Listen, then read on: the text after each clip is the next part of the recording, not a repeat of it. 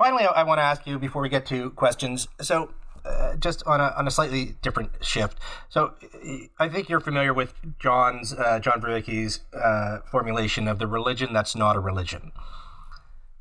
Yeah. Yeah.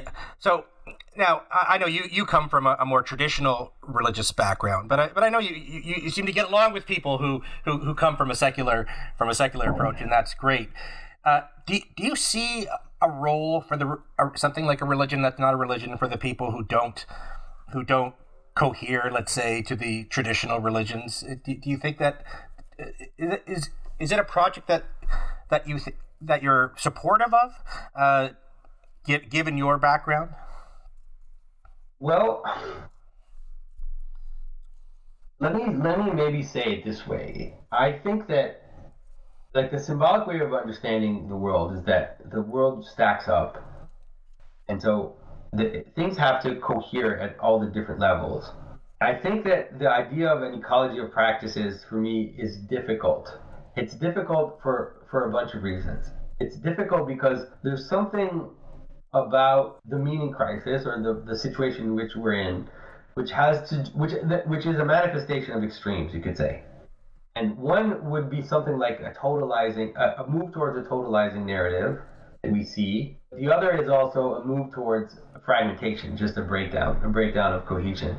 And I feel like there's something about the idea of ecology of practices, which is akin, in my opinion, to something like the New Age movement, which is the idea that everybody is free in their own to kind of identify the things that they want to do, and then, whatever is good for you kind of approach. And I think that doesn't work.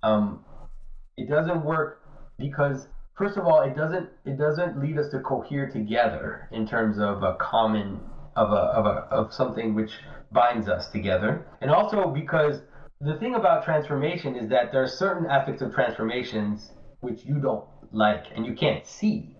You can't see them, and you actually need something, let's say a coherent tradition to make you do things that you don't want to do.